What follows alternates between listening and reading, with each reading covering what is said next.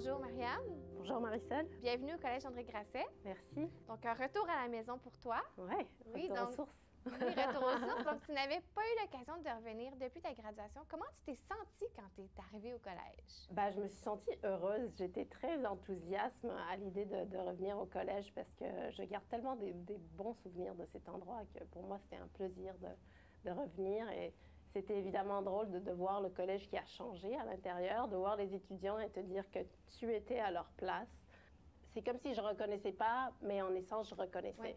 C'est un sentiment étrange de rentrer à un endroit qui a changé, clairement, mais où tu te sens chez toi. Et donc, depuis ta graduation, tu as eu un parcours professionnel intéressant. Est-ce que tu peux nous parler un peu du chemin que tu as parcouru depuis ta graduation du collège? Oui. Alors, moi, j'ai étudié en communication. Quand j'étais au collège, j'étais au programme cinéma et communication. Donc, après, je me suis enlignée en communication et j'ai travaillé dans ce domaine depuis quelques années maintenant. Ça m'a amené à toutes sortes d'endroits, toutes sortes d'entreprises. J'ai commencé en agence, en différents mandats de relations publiques. Ensuite, j'ai bougé du côté corporatif, un peu plus du côté de... j'ai travaillé pour ce qui était Alcan à l'époque, et ensuite Rio Tinto. Ça m'a amené plus tard à Londres, où j'ai été pendant 2 ans, pour un super mandat pour les Jeux olympiques de Londres 2012. Et ensuite, je suis revenue à Montréal, où j'ai travaillé pendant quelques années pour Via Rail, la compagnie de train nationale. Et puis ensuite, en ce moment, je travaille à l'Agence mondiale antidopage, qui est en lien avec, évidemment, tout le monde sportif. Donc, un lien avec les Olympiques aussi, dans le fond. C'est une suite logique. Oui. Et toi, est-ce que tu étais une athlète? Je l'étais au collège, pas tellement. J'étais très impliquée auprès des équipes sportives, mais moi, j'étais plutôt de l'organisation des fêtes et des activités sociales. Mais oui, je l'étais. Je cours plus beaucoup maintenant, mais oui, j'étais une coureuse. Au niveau de la vie étudiante, tu disais que tu participais à l'organisation des fêtes. Est-ce que tu as une anecdote un peu croustillante que tu peux nous partager? Nous, on a l'année où j'étais à Grasset, on a organisé une parade de mode, une grosse parade de mode. Vraiment, c'était incroyable qu'on était si jeunes et que le collège nous a vraiment fait confiance puis nous a laissé le chemin pour accomplir ce grand projet. Et donc, on avait été chercher des designers québécois comme Philippe Dubuc. Je ne sais pas si vous vous souvenez, mais Philippe Dubuc faisait des grandes robes qui prenaient beaucoup de place. Donc, toutes ces robes-là étaient au gymnase, puis ça prenait presque la moitié du gymnase, ce qui n'était pas vraiment prévu.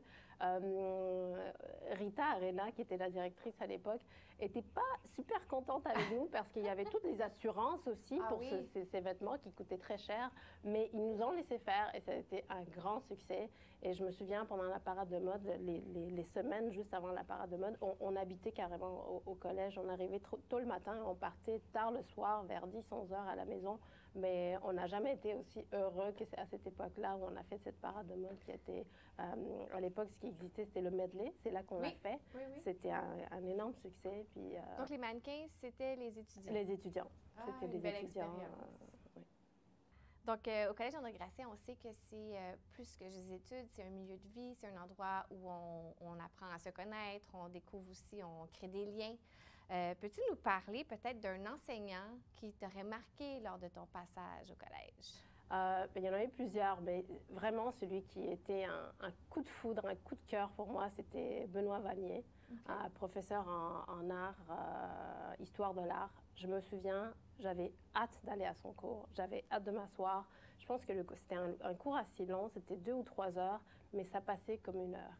Il racontait des histoires. J'avais déjà un intérêt pour les arts, mais Benoît a vraiment solidifié ça par sa passion, par la façon dont il nous transmettait. Et je me souviens, plusieurs des œuvres qu'il nous a parlé dans son cours, après j'ai eu la chance de les voir dans les musées à travers le monde. Et il y a eu des moments où j'étais émue de penser au moment où il m'avait parlé de cette œuvre-là. Et là, je me retrouvais devant l'œuvre. À l'âge de 17 ans, 18 ans, comment as-tu choisi Grasset? Alors, je dirais que c'est même Grasset qui m'a choisie. Ça faisait 2 ans avant que je rentre à Grasset. Ma famille et moi, on venait de déménager au Canada, du Mexique. Et puis, ça faisait quelques jours qu'on était arrivé à Montréal et on a passé devant le collège. Ah oui? Parce qu'on allait visiter un ami de mon père. Et j'ai passé devant le collège et j'ai dit, je me souviens, moi, je vais aller là. Je ne savais pas quel niveau d'école c'était, je ne savais rien, mais la bâtisse m'avait attirée. Et j'ai dit, moi, je vais aller là. 2 ans plus tard, vient le temps de choisir une école, un collège. Et le seul endroit où j'ai appliqué, c'était Grasset. Donc, on peut dire que c'était le destin. Ouais, presque.